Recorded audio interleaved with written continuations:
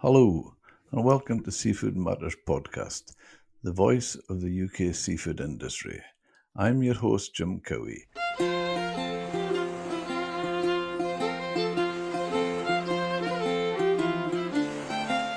In this episode, I am joined by chef and author Ian McAndrew. In his day, Ian was the youngest UK chef to be awarded the Michelin star. Ian's best-selling series of seafood cookbooks includes A Feast of Fish 1 and A Feast of Fish 2, which are, in my opinion, the best seafood cookbooks ever written.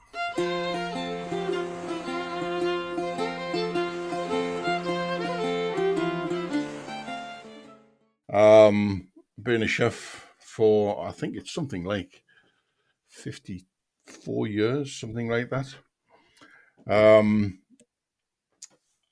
Worked all over the world. I have recently retired from my hotel in Scotland, which was down in Dumfriesshire, where I was for 14 years. Prior to that, I've worked in places like the Dorchester. I've worked with Anton Mosman. I've worked in the Carlton Tower. I've worked all over London. I've worked all around the world. And then I've opened my first restaurant in Canterbury. I think that was in 1983, having just done my first head chef's job at Eastwell Manor in Ashford in Kent, which was an old building but a new hotel opening. And I got my first Michelin star there.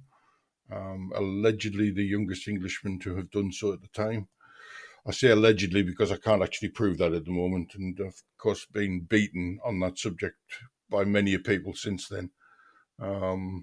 Moved on to our own restaurant 74 in Canterbury from there in 1983, when I then was asked to write a book on fish, which was, I think it was published in 1987, a book called A Feast of Fish. I then subsequently wrote another book in 1990 about poultry and game, and then a third book again on fish, and again called Feast of Fish, but this time A Feast of Fish 2, which came out in 2001. So I've got a bit of a track record of being a fish cook, and I think that's why I'm sitting here in front of you now.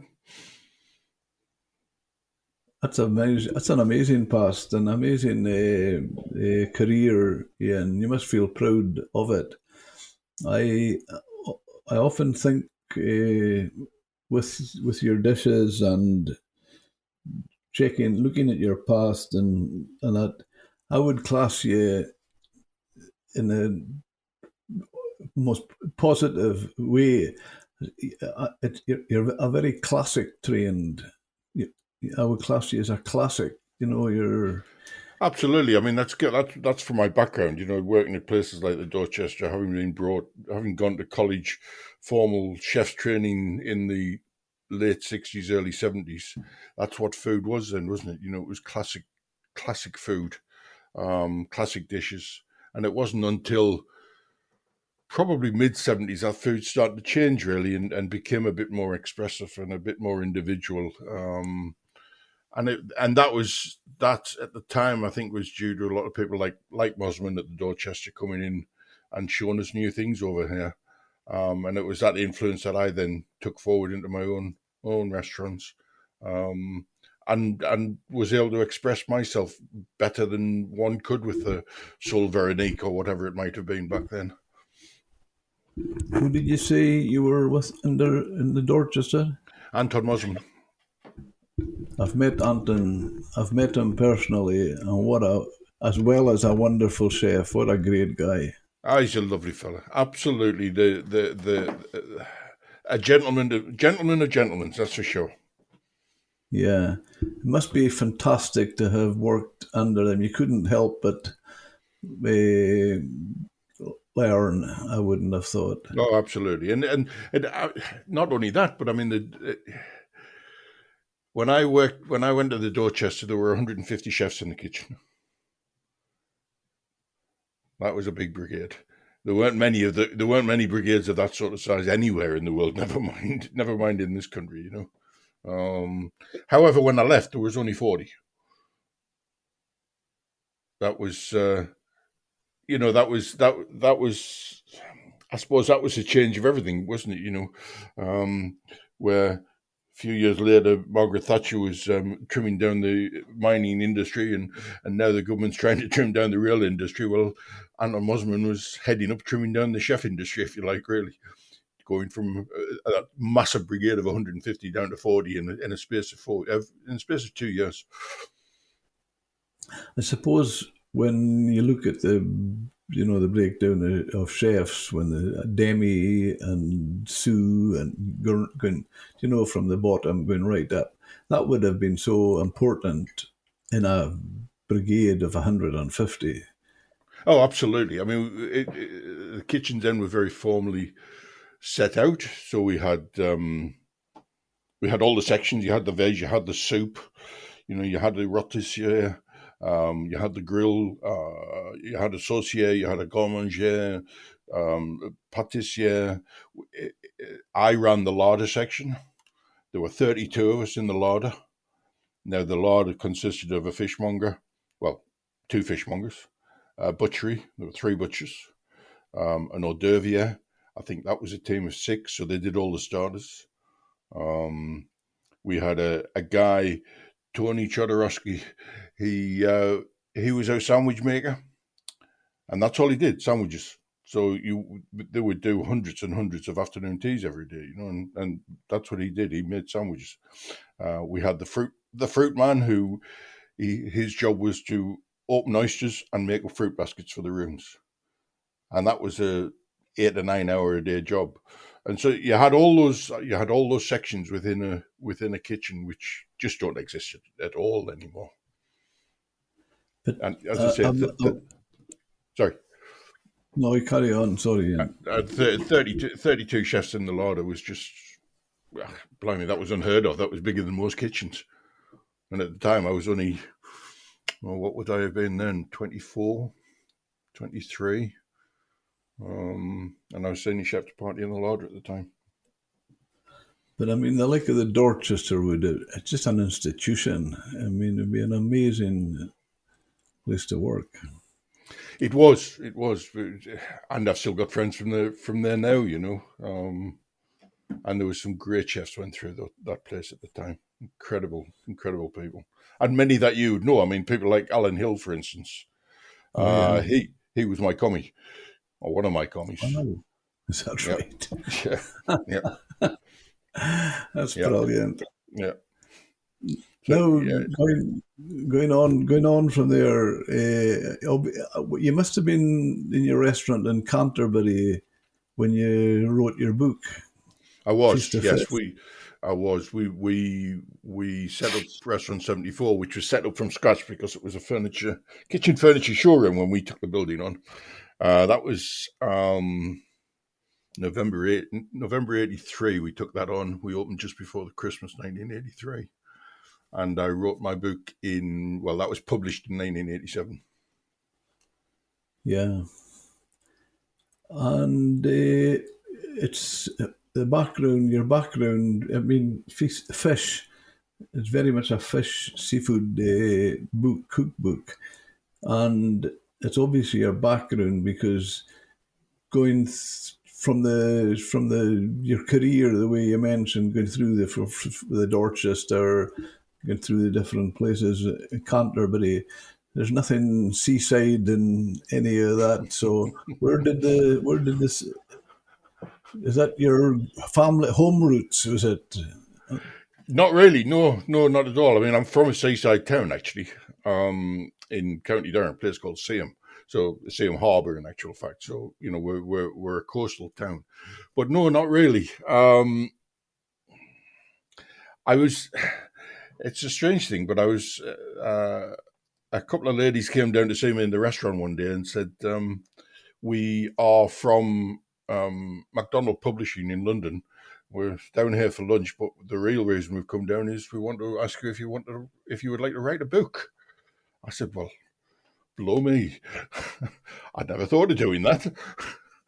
But what a good idea. um, and that's how it came about, really. And I said, well, have you got any ideas on what the book should be about? And they said, well, yeah, we need somebody to write a good fish book. And I said, well, why have you come to me? And she said, well, you were recommended to us as being a great restaurant and serving great fish. I said, who by? And I'd never met the man before. I don't think I'd met the man before, but it was Clement Freud, apparently, had recommended me. Basically, I don't know why. I don't ever remember him coming to my restaurant, but that apparently is how it happened. So we talked it through, and I mean, you know yourself, chefs have a passion for fish, don't they? You know, it's so much more. It's so much more interesting to work with than meat.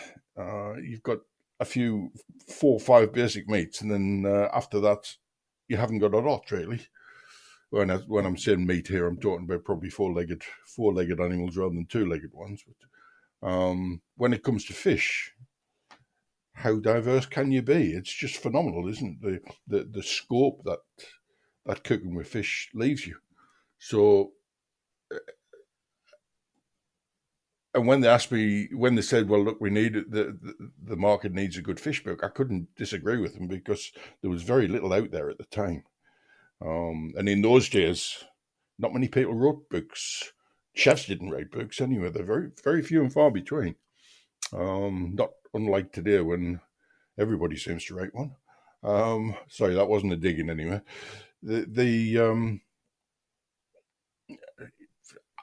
I, like anybody, like any other chef, was looking around and trying to find sources of inspiration, and could never find one. So yeah, I thought, well, I think a fish book is needed.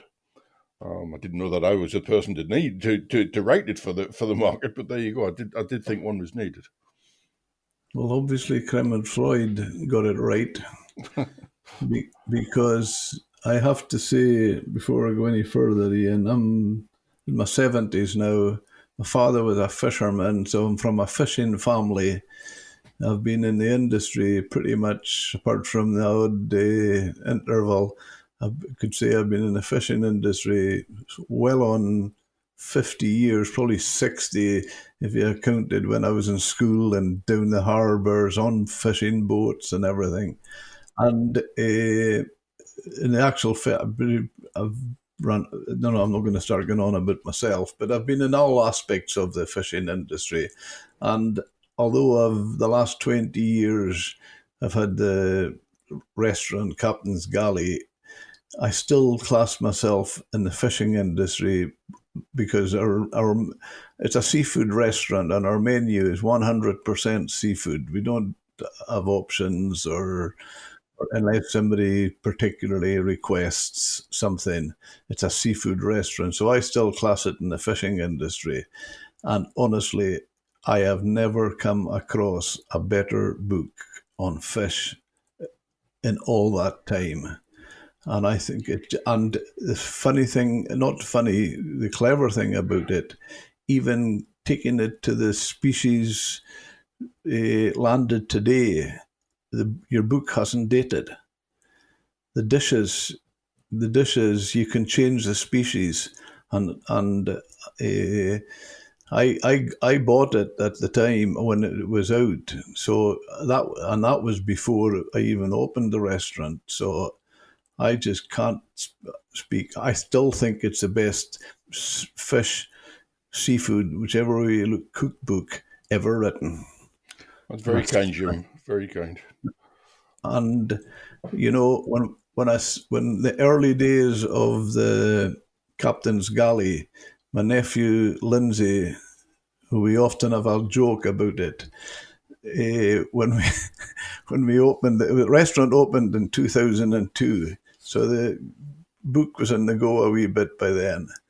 And Lindsay was working with us for a few years. He's done really well in his career. He's now head chef in Carnegie Club and Skibo Castle, going to greater things. And but he was a couple of years with me when we opened at first. A massive help he was to me, and we used to we used to have a joke looking at the menu saying, I hope I hope Ian McAndrew never comes north on holiday because he's going to see so many of his dishes on our menu.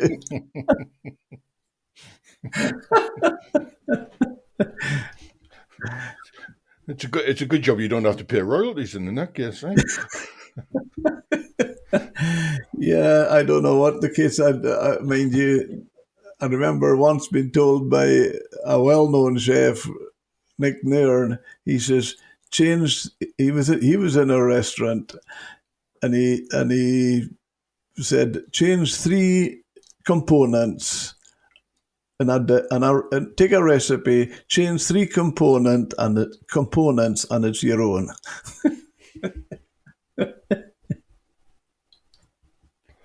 Yeah, it's probably about right, that actually. So no, it is. I mean, I don't want to catch you out on anything, but I mean, I remember your roast cod. Can you remember your roast cod dish with the wilted rocket, new potatoes, the chorizos, and a balsamic Jew? I mean, that was absolutely brilliant dish. That is still not dated, Ian. There's so many species. Even cod, which is a fantastic fish, but that dish you can change the species. Absolutely. Yeah, yeah, yeah. Yeah, there's no doubt about it, and that works for so many dishes as well. Um, even from crustacean to a fish, you can swap them. From a fish to a meat, you can swap them. You can do so much with them. You might have to do the what you said, change one or two of the ingredients, but not many, and it'll still work for sure. What do you when McAndrew gets involved with a fish? What do you how do you think? What do you what how do you tick when you're looking at the fish? What makes you feel and think about what that dish should be accompanied with?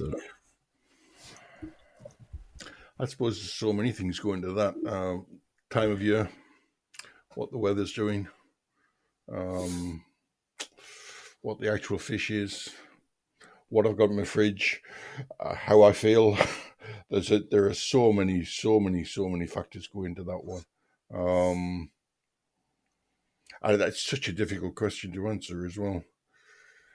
Certainly, time of year has a lot to do with it. What's on the market, what's available, what's in the garden, what's in the shop, um, and how you feel yourself. That's a really difficult question, Jim. There's so much fish that goes with so many other things as well. Um, I think you've actually hit a good point there. And let's just, rather than think we're in the Dorchester or the Captain's Galley or anywhere, just let's say we're sitting at home. And I think that's a really good point you raised, and a very relevant one, Ian, that is how you feel. Absolutely. Everybody tells you need to cook from your heart, and the best food always comes from your heart, doesn't it, rather than from your head? And so, yeah, how you feel is so important. Yeah, yeah, and also seasons. I think seasons is the most important. I often make the comment: seasonality is the key to sustainability. Absolutely, no doubt about that at all. If we eat everything in season, we're a lot healthier, and the fish stocks are a lot healthier. Yep, yep, yep, yep. Undoubtedly, So, but you would probably go by the texture. yes. From I'm just trying to think what have I eaten recently. You very kindly sent me some fish down recently. That you sent me some blue ling. Now, ling, I love ling. I think it's a lovely fish, but very underused and very difficult to get hold of as well, because nobody knows what it is, I suppose. But that's quite a firm, quite a meaty fish.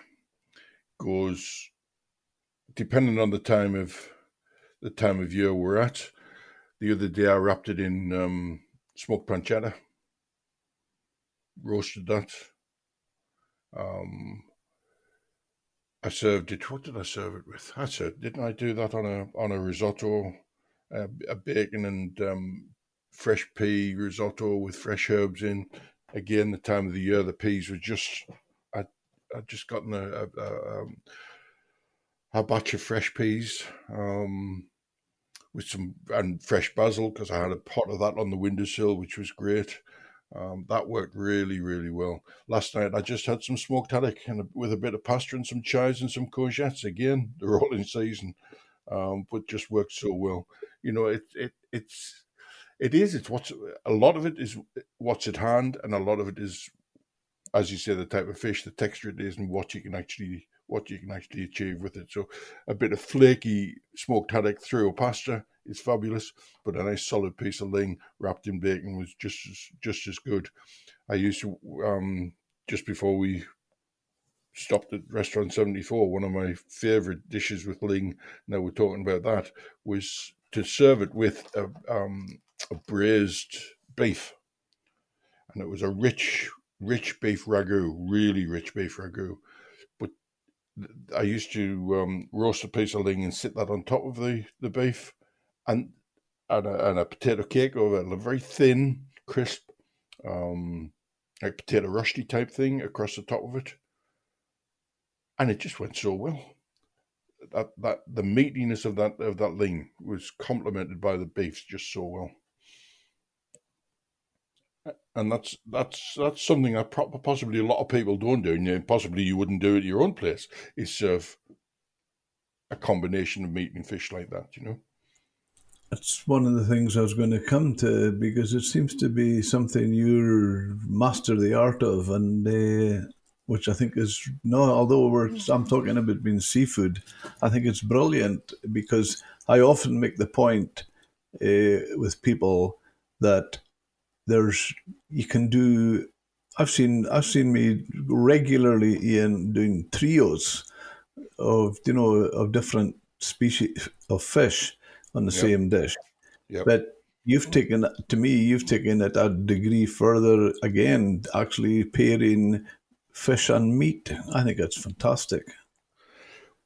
Surf and turf has been around for a long time, but that's not a term I like, and it's particularly associated with a bit of steak and a half a lobster or something like that.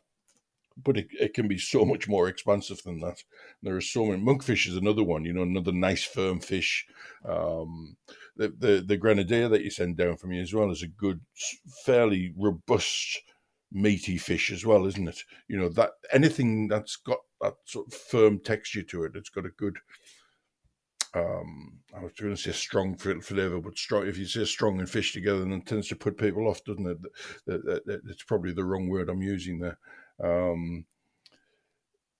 But it can pair so well with so many things. There's a lot of people these days pair scallops with pork.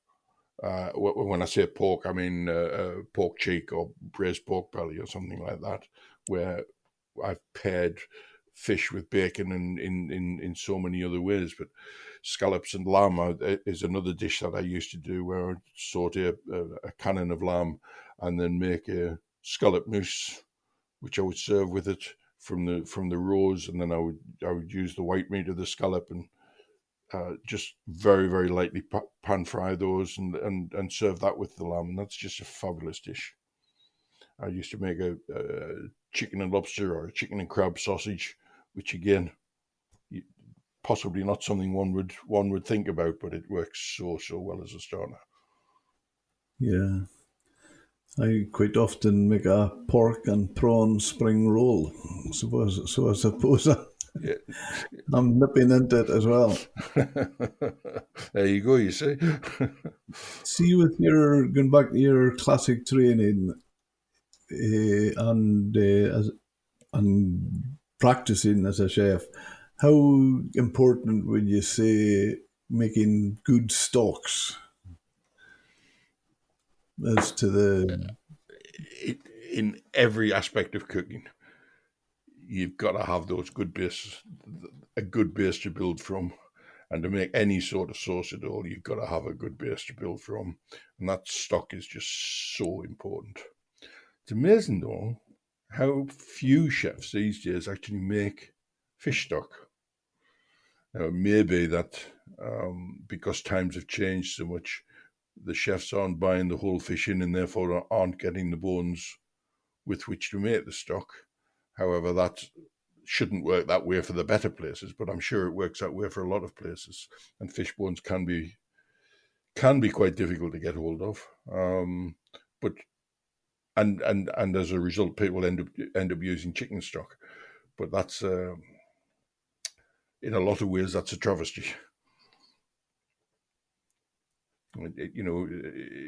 If we're going to, I've always had this philosophy that if something's had to die for you to eat it, use it all. Don't leave Well, anything behind. that's a good principle. And Yeah. so many chefs have annoyed me over the years where they've ruined a good piece of produce, and they'll always hear this from me. That poor thing had to die for you to do that to it. That's a great principle to follow. Yeah, I've always. Very ethical. No, that's really it. I must remember that. I'll certainly use that one, which is true. But I often look at your dishes and think how you've where does that come from? Does it how do you get there with the combining the meat and the fish? Because as you say, the dishes here, I can just immediately think, oh, that would work. That would work.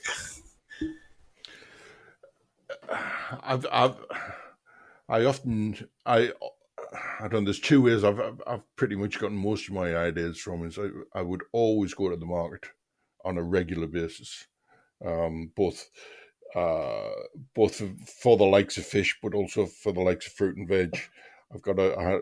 I always made good friends with local growers, market gardeners. So I was always out there in the fields picking something, especially in my younger days, and that's where much of the inspiration came from. When you're just picking a beautiful courgette with a flower on the end of it, they're just picking a lovely tight head of Calabrese. You've gone into a grower's hothouse and he's got basil everywhere with leaves the size of tobacco leaves, and it's just incredible stuff. And you've just got to do something with it. And that's what sets the imagination going. That's what sets the mind going. And then you go along to the fishmonger, you go down to the fish market, and you see whatever it might be, just something that jumps out at you that looks so fresh and so clean and so healthy. And the other thing I do is I stand in my fridge. I don't have one now like that, of course, but I always used to have a walk-in fridge, and I would just go in the fridge and I would stand in the fridge and see what was in there. If I was devoid of ideas for whatever it might be.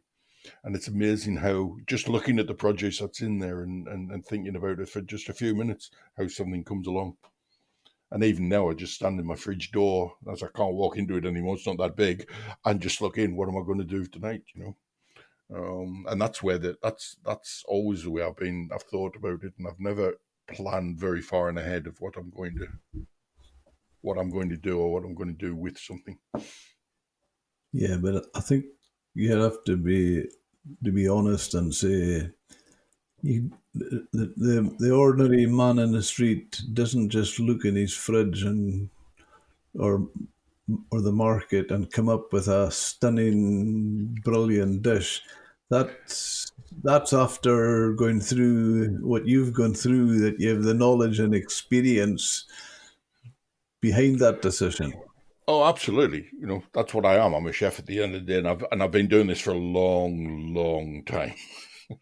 I started as a chef in 1963, so work that one out. Yeah, That that's brilliant. it's been a long journey. So it's yeah, there's a bit of experience there to draw from. Yeah, yeah. It's always the case in any profession. Anybody getting to the stage when they can just pick a couple of things up and come up with something spectacular. Yeah, yeah. It's coming from a knowledge base that goes back with a lot of experience. And it's not only that; it's working with great people as well, isn't it? It's having people around you, people to learn from, and people that it's both things actually. It's people that you learn from and people that you teach. Because if you've got somebody that's willing to learn, you actually learn a lot yourself. And I've always Yeah, found that if you've got a willing pupil, you'll learn as much as they learn. one of the disappointing points that you made there, which I hear it obviously plenty, but still disappoints me. When I'm obviously based in Scrabster and got lots of fishermen friends, and I'm always about the harbour when they're landing. And for me, you could say I'm seeing both sides.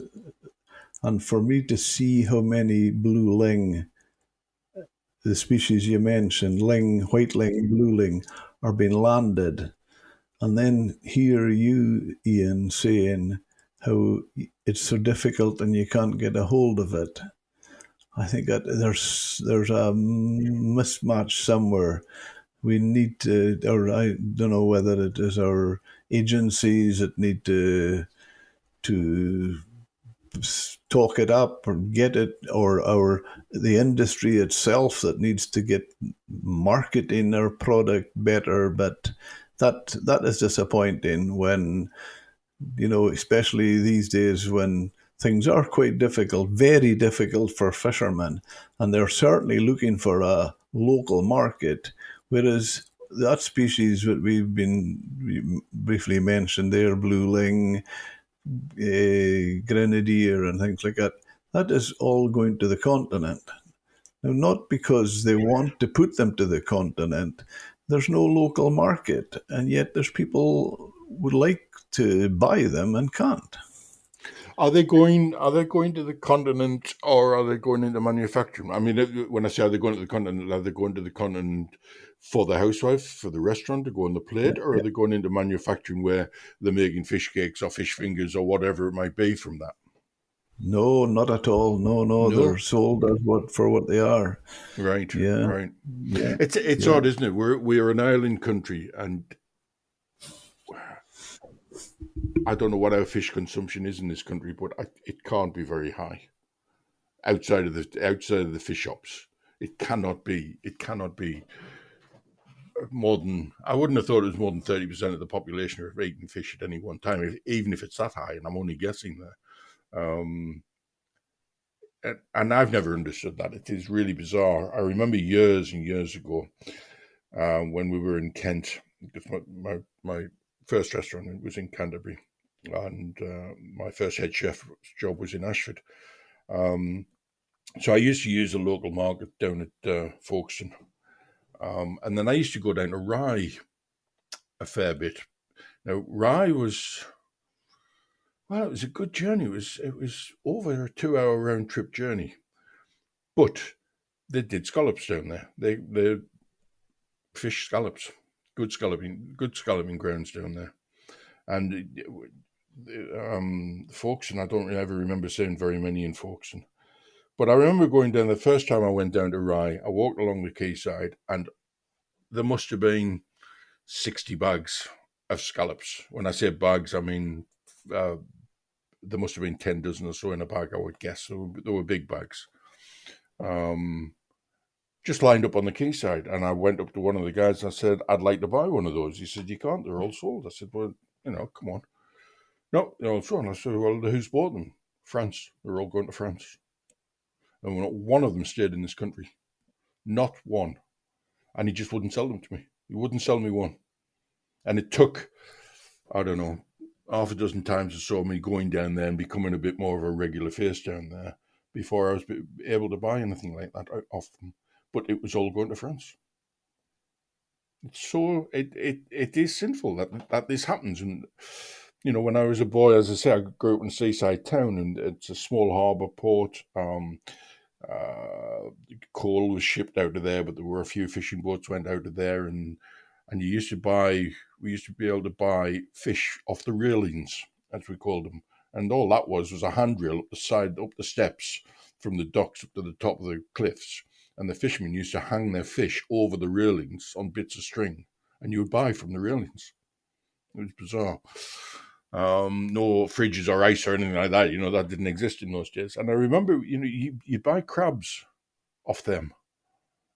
You'd buy haddock or cod or whatever was the catch and these were only day boats. These are just little fishing boats in and out of a tiny little harbour, And again, I'm going back to when I was, 40, 50 years ago, possibly longer than that even. But now that doesn't exist at all. And, there's no, I don't think there's even a fishing boat goes out of there now, and there's nobody down there that sells fish. There used to be wet fish shops everywhere, didn't there? You just don't see them anymore. It is really, really sad, and I don't know how one goes about changing that, but it needs to be. That has been the supermarkets, unfortunately, have just done away with the local fishmongers. It's interesting you say that about supermarkets, actually, Jim, because there's a supermarket which I won't name, but it's not one I go into very often.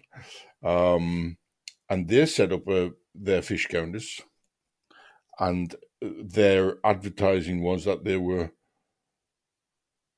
were selling fish from their own boats. So you probably know the supermarket I mean. But it was rubbish. And when I say rubbish, what I mean is it was old, sunken eyes, dry skin, small fish, nothing of any size at all. It was really, really, really poor. And I've never bought anything from them fish-wise then or since. And I just don't know. I don't know how they get away with selling what they sell, and call it good fish and call it their own as well. Yeah, no, I don't know. It's sometimes you think the world's going crazy because we have situations we find now, just now. Our boats have been fishing at Rockall and getting that now. The haddock at this time of the year in Rockall is absolutely banging season, and it's good, firm, well-rounded, good yield, good tasting, great flavour from a Rockall haddock. And now the MSC has deemed it unsustainable, the Rockall haddock. So they've stopped. The MSC have said it's not sustainable. So now the processors they have to stop buying it because the supermarkets won't buy it from them. Now we're at the stage now where the MSC says stop. They're controlling it. They might control the fishery, not our government any longer. So they've banned the sale, the catching. So the boats can't go to Rockall because they haven't got a market for the haddock, and yet you get the supermarkets, Tesco's, for example. They've closed every wet fish counter in the country, and you look at the packs of fish, the packaged fish in their counter, and it'll be either Icelandic cod or Norwegian haddock or cod, And I just ask myself, well, where's the sense in that? Because there's MSC are saying stop catching it, but why? Because the supermarkets are not selling. The supermarket, as I said, they're closed their wet fish counters. They're not selling it packaged. So where is it all? It's just no sense whatsoever, Mm. and it's There's nothing to do with conservation, Ian. there's a where we live now. I'm in the northeast of England in County Durham, and we are not far from a very, very, very big Tesco's, and it's enormous. And they've got a big fish counter. And as far as I'm aware, it's open 2, possibly 3 days a week. The rest of the time, it's closed. And yes, you're right. The rest of the fish, mind you, I was going to say the rest of the fish that's there is all pre-packaged.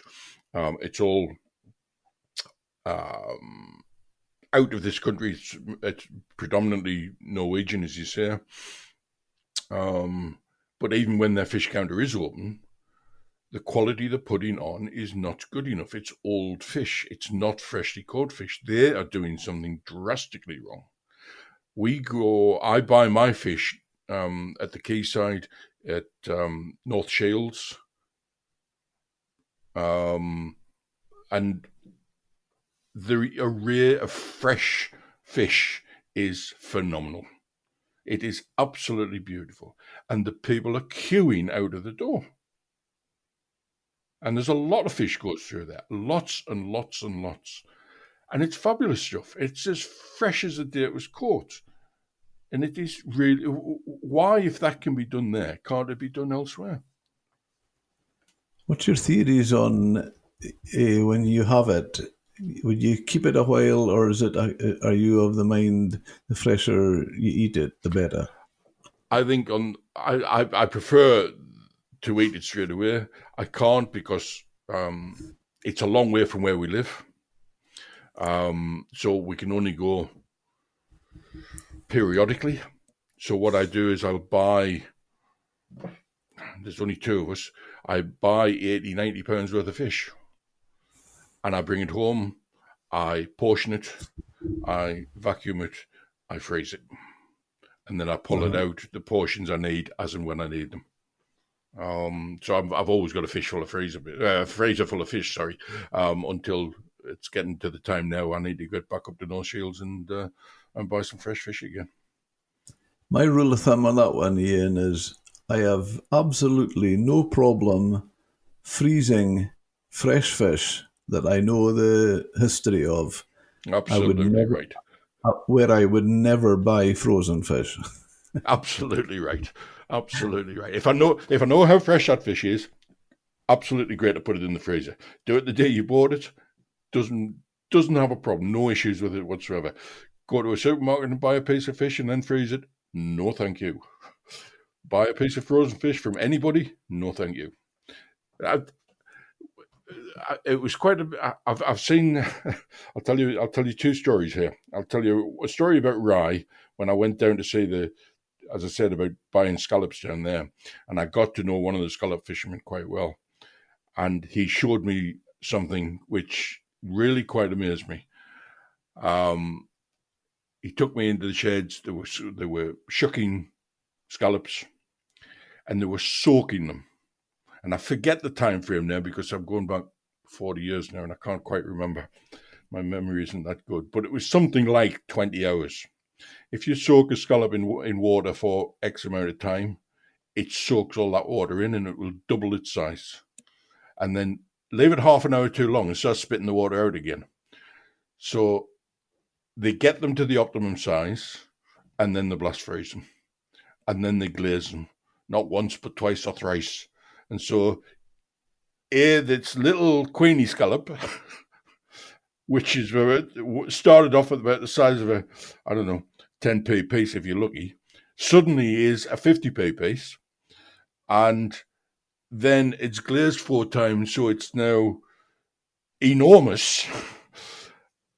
And then folks take them home, defrost them, put them in the pan, And all of a sudden, they got little queen scallops on there. They're so small, it's unbelievable. And I just could not believe that happened. So there's one reason why you don't buy frozen fish. But I also used to do some consultancy for a firm in Holland, and I was taken to a fish processing factory there, where they were bringing fresh fish in. A lot of it was plaice. The Dutch love plaice, and it was being processed through this factory where it was being mechanically filleted and went through this freezing process, and it went through a freezer which was probably the size of an average 3-bedroom house, height and width-wise. Depth wasn't quite that deep, but it was still big. Went in, came out the other end as frozen slabs of individual frozen bits of fillet, of whatever the fish may be. It was plaice that was going through when I was there. And again, it came out twice the size of what it went in at. Just sinful. I know you've got to preserve stuff, but it's just sinful. You know, I'll give you a story to match that one on the scallops. I remember a fishing scallop boat was asking me one time where I suggest he could send his scallops. So I put him in touch with this processor. I said, he's a fair guy, he'll look after you. So he sent it, and he came on the phone to me the next morning saying, "What do you think you're doing? He's a rob. He's cheated me." I says, "Never, John." I says, how's he cheated you? And he says, "Well, he's just told me the price per kilo of scallops, and it's a way low. If it was, I think it was maybe £4 or £5 a kilo they were getting at the time. He was down about £3 or £3.50. So he says, "Oh, I'm not happy at all." And I says, "Well, did you get the full pack out yet?" He says, No, he just told me the price per kilo." I says, "Well, leave it until you have the full tally back and then decide if you were cheated or not." So a few days later, he phoned me back and he said, "Sorry, Jim, I got it wrong." He says, it was fantastic. He said, "The price per kilo was lower." He says, "But the weight he got back was double what he would normally get, because what the guy actually did is exactly what you're saying.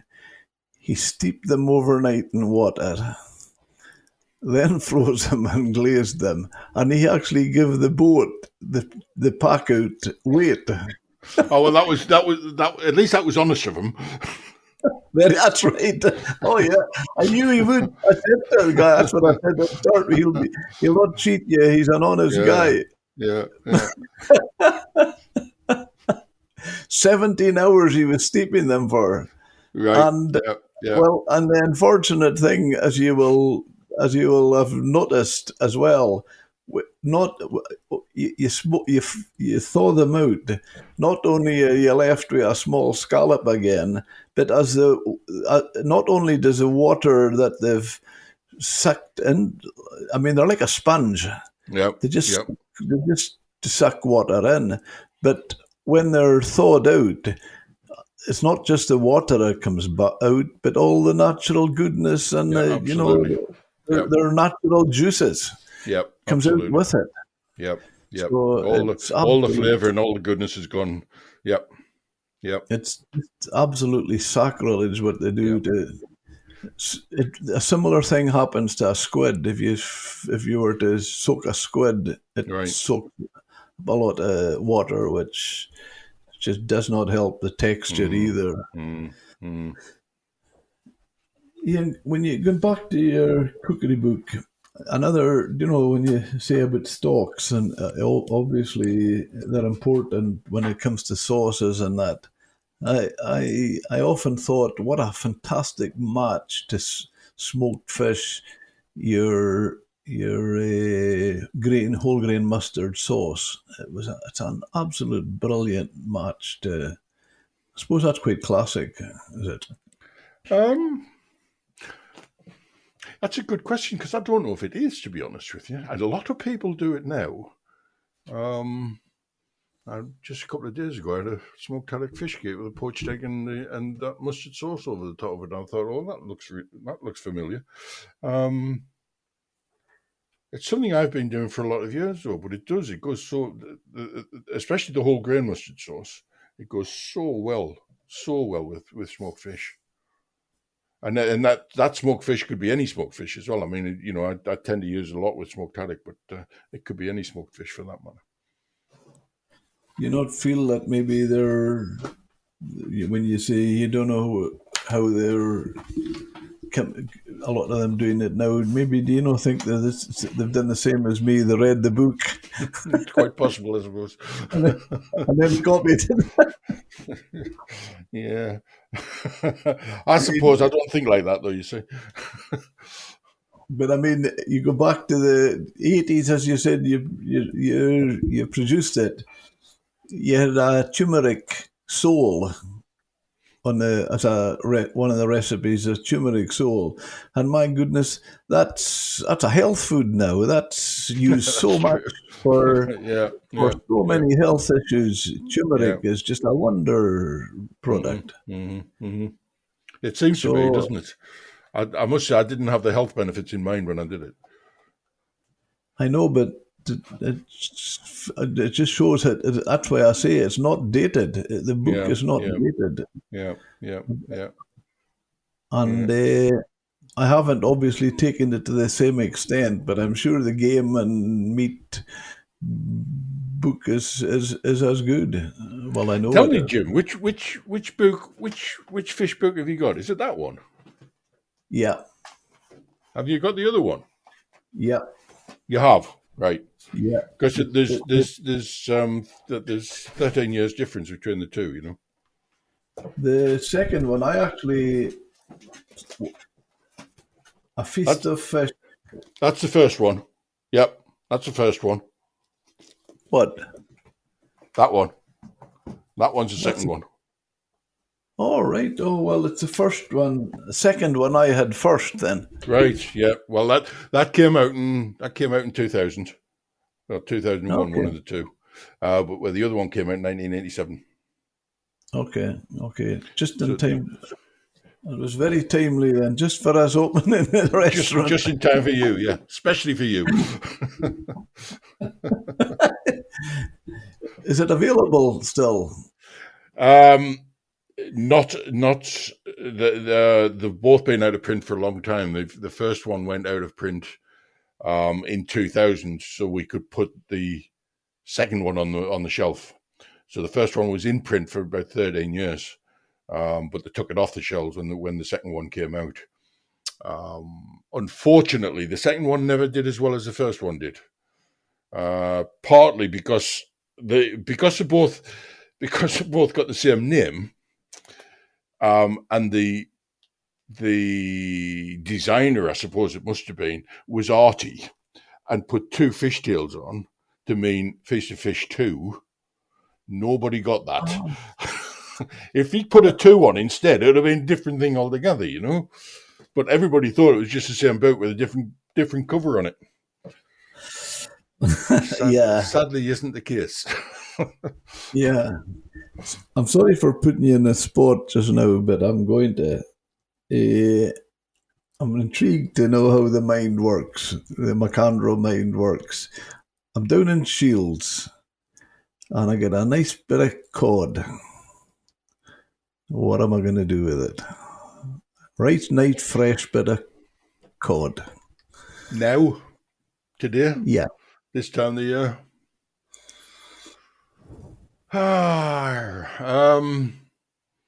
What's in the garden? Courgettes. I'd be looking to. Maybe it's a little bit too early for that at the minute. Tomatoes are a bit too early. Peas are just coming in, aren't they? Broad beans, maybe. Well, no, I've seen some good broad beans around from the UK. Asparagus is just going out the door at the minute, but there's still English asparagus around. The way I'd cook it straight away would be to roast it. I would take it off the bone. I would pan roast it. So really hot pan, skin side down, crisping that up, nice and golden. I'd probably, what am I going to do? Pea risotto, possibly. Grilled asparagus with it, even just some plain asparagus with it would be lovely. I tend to eat very lightly at this time of the year, so probably something to do with a salad in there somewhere.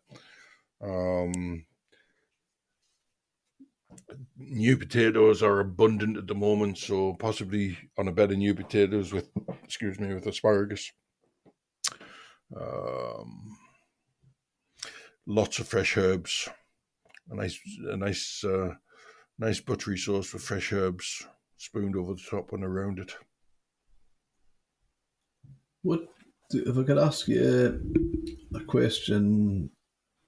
You're on papio, wrapping. Papillote, yes. Yeah. Papio. Yeah. That I would imagine, Ian. I've not done it a lot, but it must seal in all the flavors just wrapping it inside paper. It does. It'd be difficult for a fish like cod because it's so flaky. It's good for slightly oilier fish because it'll hold better, and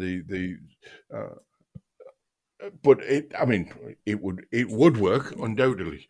But I tend to use it for.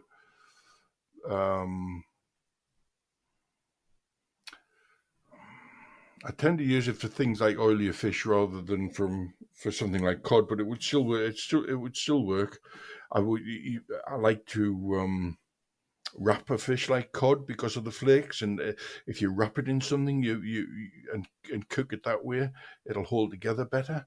I used to wrap things like cod and haddock in leaves of lettuce or leaves of spinach, and you could steam those, or you could even on papillote that, I suppose, really. The large leaves of spinach, though, would need to be your Italian, French type spinach as opposed to British spinach or spinach peat, which isn't very good. And just very, very lightly blanch those, dry them off, and then wrap the fish in that. And that will season it and then wrap it, and that holds everything into it as well, and holds its shape as well. And as I say, you can do the same with cabbage leaves as well. So you spring greens, for instance, which are abundant at the moment. Wrap a piece of fish in that. Works really well. But when you do it, take the central vein out, the big core out, but the central thick central vein of the cabbage leaf. Yeah. And what would you do to steam it? And you could steam that, absolutely. Yeah. Or as you say, do it on papillote. Okay. It would hold together well. But I think Ian, that's a fantastic thing about cooking with seafood. Everything doesn't work with every species, and as you say, if something is not robust enough to do wrapped in paper and papillote, you would use another species, change the species. Indeed. That's Absolutely.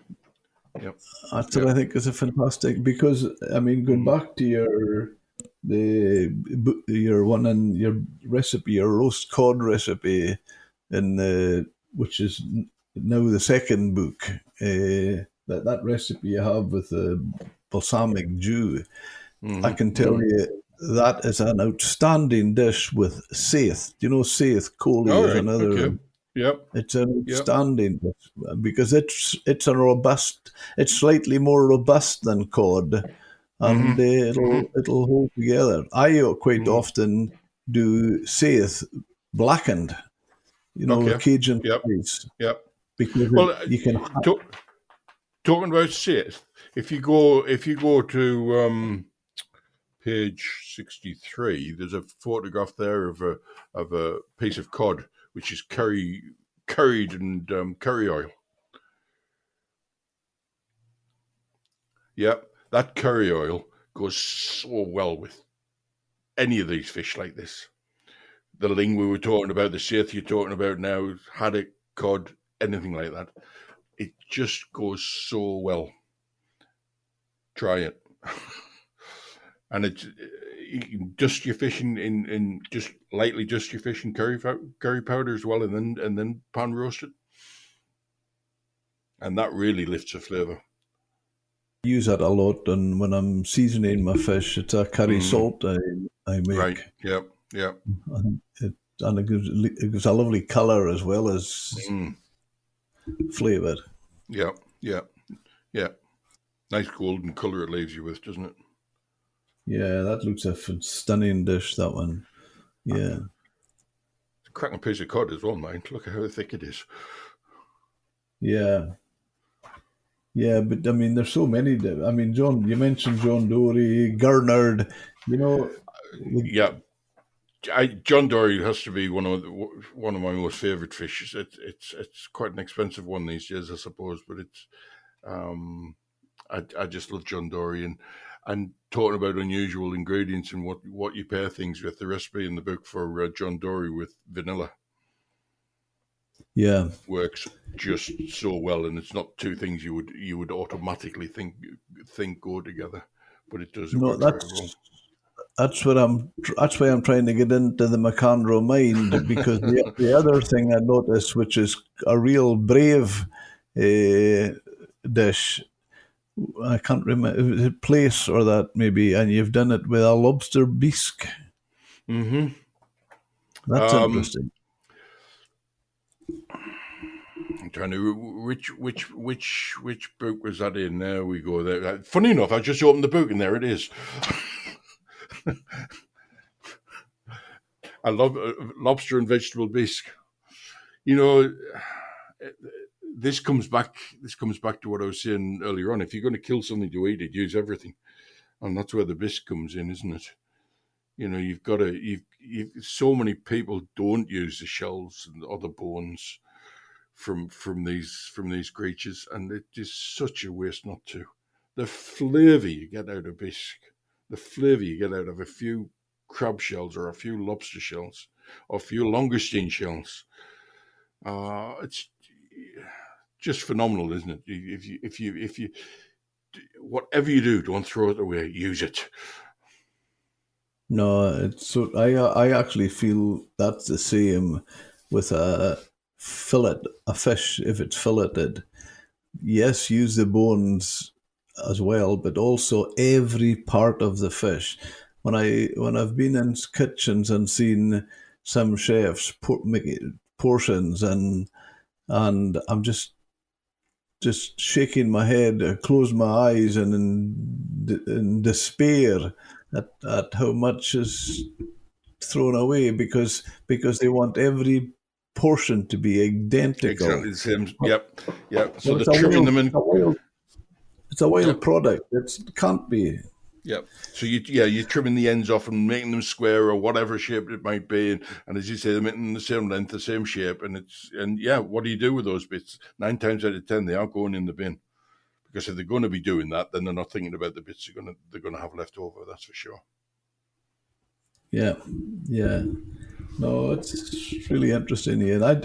We've made so many references and referred to pages. I just hope it is available Well, for our readers, our listeners.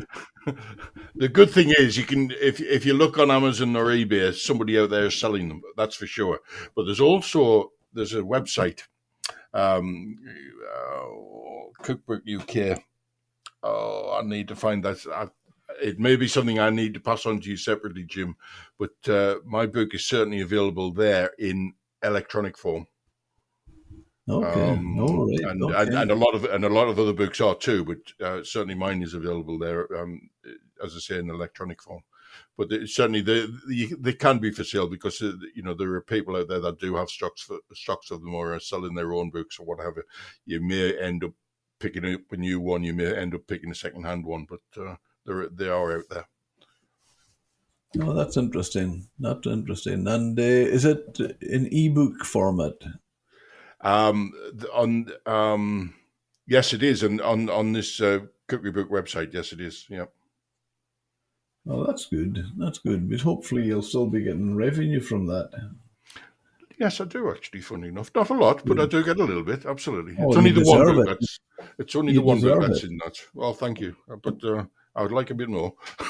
I'm gonna have to publish a new one, or Well, reprint one, or something like that. hopefully this is going to help when our listeners start looking for it. Hopefully it'll be more. So, Yes, and it when absolutely deserves it because I don't take anything back from what I said. That is the best. it'll be lovely Absolutely. to have a publisher knocking on my door saying, "Hey, there's been a run on your books all of a sudden. Do Well, you that fancy would be doing another brilliant. one?"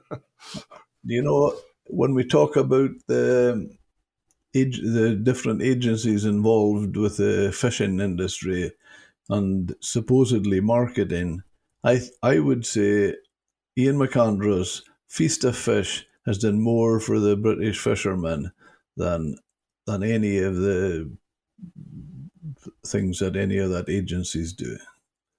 I honestly believe that.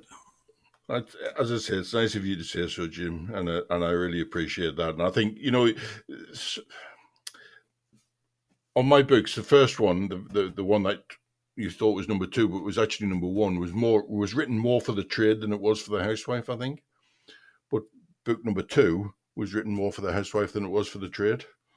So the blue back one, the blue cover one, I think is a much more accessible book, if you like, for those that are coming to the coming to a fish cookery book new, then that might be the one for them. Yeah. You see, there's a lot of, in families, there's a lot of husbands cook now, as well as Mm. it's not just the housewife that does all the cooking any longer. Yes, I shouldn't have said housewife because house husbands do the same. And there's as many men cook nowadays, I think, than there are women. You know, one of the funny things I find, I've spoken to chefs and fishermen, skippers, about just in the conversation about cooking, and they'll tell me how the skipper will tell me when he's been ashore for a trip, and maybe the mate or somebody's got the boat at sea, and he tries his hand at cooking, and he sees this really complex dish, and on MasterChef or Great British Menu, or I don't know, some of the cookery chef programs on television. There's plenty now, and they'll be seeing dishes that some chef has made, and they'll be trying to emulate it. And when I speak to the same in the same vein, and I speak to a chef, and a chef will be saying, "Just keep it simple." Absolutely, absolutely. The opposite, the chef who could who could easily accomplish a complex dish, he's saying, no, just keep it simple, no more than three elements on the plate. And yet the skipper, who's not so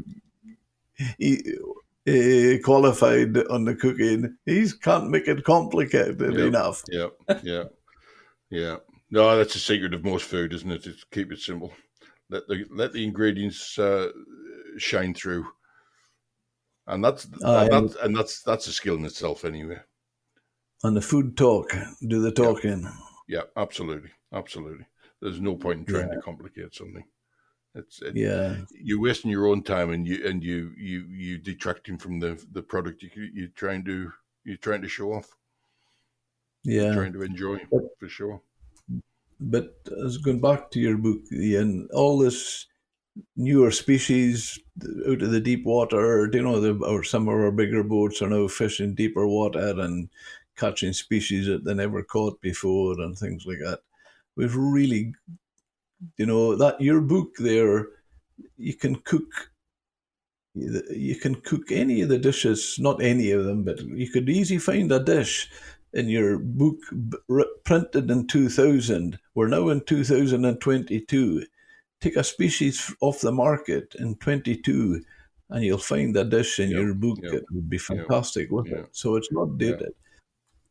And It it's getting that it's getting the knowledge of that fish out there, isn't it? And getting people to understand. And you wouldn't have thought, as I said before, we're an island nation. You wouldn't have thought it would be that difficult for people to understand fish and how to use it, how to cook it, and get more enjoyment out of a good quality fillet fish than you would out of a steak or whatever it might be, a lamb chop or a pork cutlet or whatever it might be. But that understanding must have been there at one stage, but has withered on the vine in the last 20, 30, 40 years, I suppose. The only way people in this country seem to understand fish is if it's covered in batter and served with lumps of deep fried potato. And it just doesn't. I mean, like anybody else, I like fish and chips. Great. I had some great fish and chips just last week. But that's only one dish, isn't it? And it's 9 times out of 10 just one species as well. Why we don't understand fish and why more of it isn't available and why we don't eat more defeats me. But it has to be down to marketing. I can't see any other way. no, that's right. I I can't know see that any other reason. my restaurant just now, the main species the species on the main courses are blueling. It's what our boats are landing: blueling, grenadier, redfish, things like that, and nothing is left. And so, more than since our boat started fishing there and getting it, there's more and more of the customers are asking to speak to me before they order because they've never heard of the species. Oh, that's good. That's good. That's a step forward, isn't it? It shows that there is a market there, and as you said, I do believe it needs to be tapped. I'm not saying I have the answers, but I can certainly see there's we're never we're not throwing it in the bin. It's all about education, isn't it? Education, Yeah, education, education.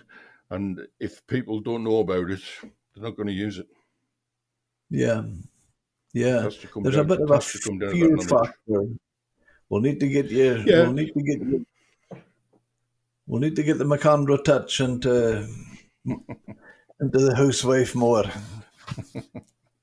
might be too late for that, though, Jim. Never too late. I'm not one of these pretty young boys, I'm afraid. No, we're not needing them. We're not needing them. No. I think we have the vehicle to get the market in there with what you're saying there with the electronic versions of Feast of Fish because I couldn't recommend it high enough. And never mind the species, just the species that you have. Pick the dish and the species that you have to hand. So, well, if we were to wind up, I would like to just say thanks, and I'm just so pleased to have had the chance to speak to you and get into your mind how it ticks, and what a fantastic job you've done as far as in my mind for the British fishermen. Well, and if I can be of any help, then let me know, because I'd love to see fish become a much bigger part of all our lives than it is at the moment. It certainly will be on my. You'll certainly be. Anything I have to do, I'll be taking it forward and mentioning you and that. So thank you for that, Ian, and thank you for today. It's so much appreciated. My pleasure. So, My pleasure. okay. Yep. Thank you, Jim.